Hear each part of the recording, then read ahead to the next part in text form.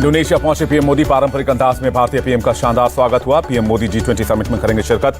मंगलवार शाम बाली में रहने वाले भारतीय लोगों को करेंगे संबोधित। समिट में G20 देशों के नेता वैश्विक मुद्दों पर करेंगे चर्चा। सुरक्षा, पर्यावरण, हेल्थ समेत कई मुद्दों पर होगी बात। G20 समिट से पहले बाली में मिले अमेरिकी और चीनी राष्ट्रपति शी जिनपिंग। उन्होंने कहा द्विपक्षीय रिश्तों को सुधारने पर हुई बात।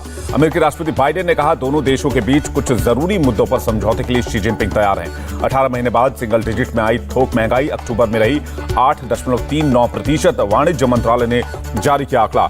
खुदरा मुद्रास्फीति अक्टूबर में घटकर 6.77% रही। सितंबर में 7.41% थी। केंद्रीय पेट्रोलियम मंत्री हरदीप पुरी ने कहा कि अगर सभी राज्य चाहें तो पेट्रोल डीजल को जीएसटी के दायरे में लाने के लिए केंद्र सरकार तैयार है। इंडियन कोस्ट गार्ड चीफ ने बेंगलुरु में स्वदेशी लाइट यूटिलिटी हेलीकॉप्टर में 45 मिनट तक भरी उड़ान। 15 से 16 नवंबर को कोस्टल डिफेंस एक्सरसाइज सी विजुअल के तीसरे संस्करण का आयोजन होगा। तटीय सुरक्षा को बढ़ाने का रहेगा मकसद। 30 नवंबर को दिया जाएगा और राष्ट्रीय खेल पुरस्कार। टेबल टेनिस खिलाड़ी शरद कमल अचंता को दिया जाएगा मेजर ध्यानचंद खेल रत्न अवार्ड। जामनगर नॉर्थ से बीजेपी उम्मीदवार रिवाबा जडेजा ने भरा पर्चा। पूर्व सीएम रूपाणी और रिवाबा के पति रविंद्र जडेजा मौजूद रहे। इंडिया टीवी से बोले क्रिकेटर रविंद्र जडेजा, मेरी पत्नी को मेरा फुल सपोर्ट है। बीजेपी को आगे ले जाने के लिए करेंगे काम। रविंद्र जडेजा ने रिवाबा को हेल्पिंग नेचर का बताया कि वो हमेशा लोगों की मदद करना चाहती हैं। गुजरात के पूर्व सीएम विजय रूपाणी ने किया बीजेपी की जीत का दावा। कहा लगातार 7वीं बार सरकार बनाने जा रही है बीजेपी। रूपाणी ने कहा कि गुजरात में आम आदमी पार्टी का असर नहीं है, बीजेपी के साथ पाटीदार समाज है। जामनगर की सभी सीटें बीजेपी जीतेगी। सूरत में मुस्लिम युवकों ने ओवैसी को काले झंडे दिखाए। भाषण के दौरान मोदी के नारे लगाए। यूपी के मैनपुरी लोकसभा सीट से डिंपल यादव ने किया नामांकन। अखिलेश और राम गोपाल यादव भी मौजूद रहे। नामांकन से पहले मुलायम सिंह की समाधि पर पहुंची डिंपल यादव। मुलायम सिंह यादव को नमन किया। डिंपल यादव ने कहा मुझे पूरी उम्मीद है कि मैनपुरी की जनता का मुझे पूरा साथ मिलेगा।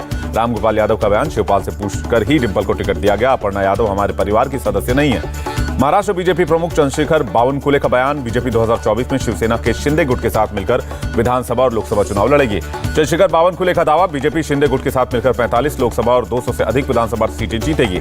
कांग्रेस महासचिव केसी वेणुगोपाल का बयान, भारत जोड़ो यात्रा का रिव्यू हो रहा है। यात्रा के रूट में मामूली बदलाव हो सकता है। वेणुगोपाल ने कहा कि बिना तारीख बदले अगर रूट में थोड़ी बदलाव की मांग होगी तो उस पर अमल किया जाएगा। छत्तीसगढ़ के सीएम का बयान, भानुप्रतापपुर सीट पर होने वाले उपचुनाव के उम्मीदवार के नाम का ऐलान जल्द होगा। बाल दिवस पर राष्ट्रपति ने स्कूली छात्रों से बातचीत की। माता पिता का सम्मान और मातृभूमि से प्रेम करने की सलाह दी। नेहरू जी की जयंती पर पीएम मोदी ने दी श्रद्धांजलि। कहा देश उनके योगदान को हमेशा याद करेगा। सोनिया गांधी और कांग्रेस अध्यक्ष मल्लिकार्जुन खड़गे ने भारत के पहले पीएम को नमन किया। शांतिवन जाकर श्रद्धांजलि दी। राहुल गांधी ने नेहरू जयंती पर ट्वीट किया। लिखा, पंडित नेहरू के विचारों को लेकर चल रहा हूं। देश की जनता ही भारत माता है।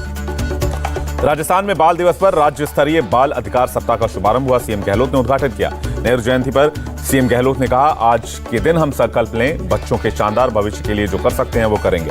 पश्चिम बंगाल के सीएम ममता बनर्जी ने कहा, मुझे दिल्ली का पैसा नहीं चाहिए। बंगाल अपने पैरों पर खड़ा होने में सक्षम है। सीएम ममता बनर्जी ने अपने मंत्री अखिल गिरी के बयान को लेकर राष्ट्रपति द्रौपदी मुर्मू से माफी मांगी। अखिल गिरी ने दिए थे आपत्तिजनक बयान। पीडीपी चीफ महबूबा मुफ्ती का बयान, अगर जम्मू कश्मीर की जनता एकजुट हो गई तो अनुच्छेद 370 से भी ज्यादा कुछ हासिल किया जा सकता है। असम सरकार और आईआईएम बेंगलुरु के बीच करार। सीएम यंग प्रोफेशनल प्रोग्राम के लिए लोगों को किया जाएगा ट्रेन। भारतीय रेलवे म्यांमार सीमा से मणिपुर तक ट्रैक बिछाने की तैयारी में है। वहीं आरएसएस प्रमुख मोहन भागवत ने कहा, जनजातीय रीति रिवाज हमारे अनेक रीति रिवाजों के मूल हैं। जबरन धर्म परिवर्तन को सुप्रीम कोर्ट ने बताया सीरियस इश्यू का। इससे देश की सुरक्षा और धार्मिक स्वतंत्रता प्रभावित होती है। प्लेसेस ऑफ वर्शिप एक्ट की वैधता को चुनौती देने वाली याचिकाओं पर जनवरी में होगी सुनवाई। सुप्रीम कोर्ट ने केंद्र सरकार को 12 दिसंबर तक दिया है जवाब दाखिल करने का वक्त। राजनीतिक दलों को चंदा देने के लिए जारी चुनावी बॉन्ड योजना के खिलाफ दाखिल की गई नई याचिका पर सुप्रीम कोर्ट करेगी सुनवाई। ज्ञानवापी केस में फास्ट ट्रैक कोर्ट ने टाला फैसला। अब 17 नवंबर को होगी मामले की अगली सुनवाई।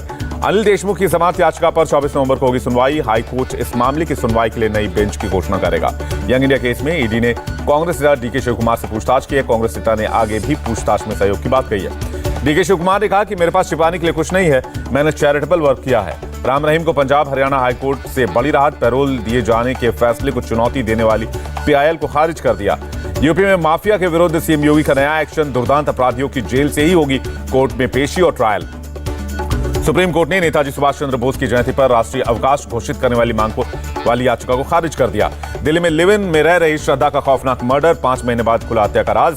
लिव इन पार्टनर आफ्ताब पर हत्या का आरोप।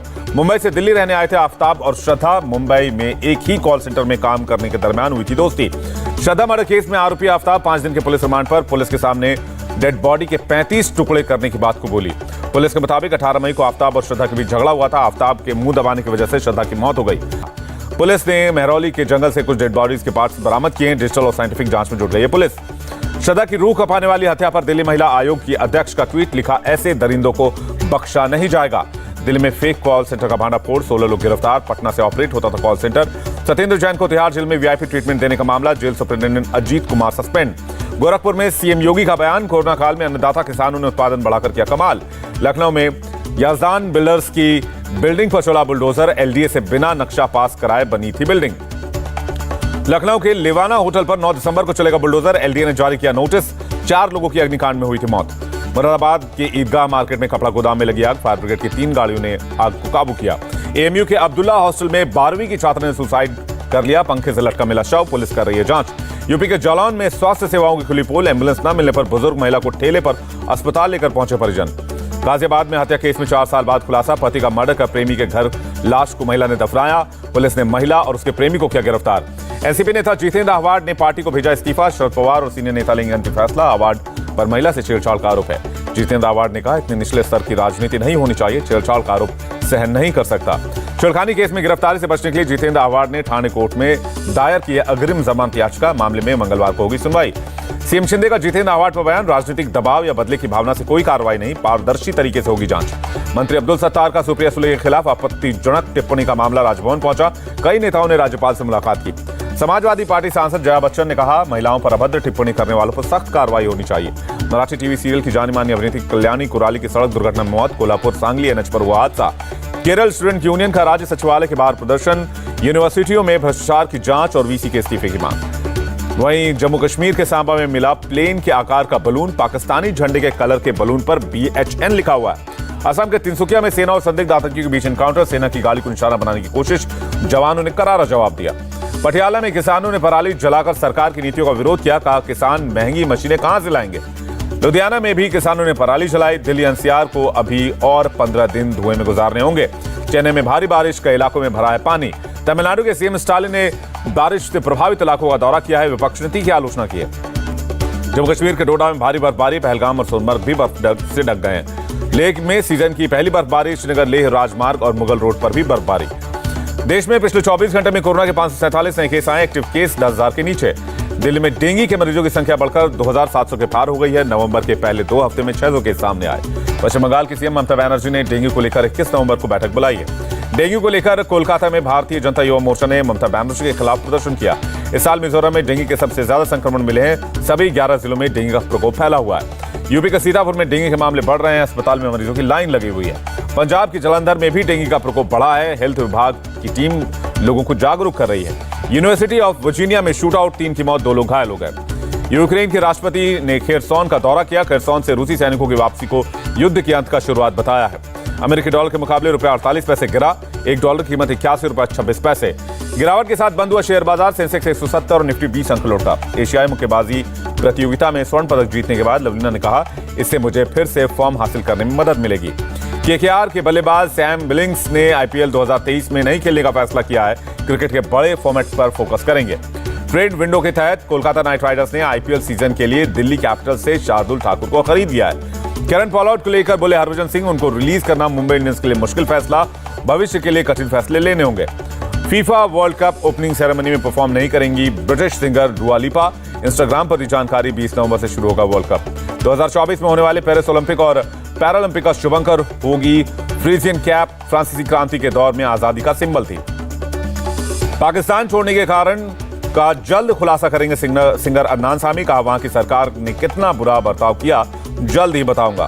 2 साल बाद international film festival of India का आयोजन होगा, गोवा में 20 से 28 नवंबर तक होगा कार्यक्रम। इस साल का सत्यजीत रे life time achievement award Spain के 90 साल के फिल्म निर्देशक कार्लोस को दिया जाएगा।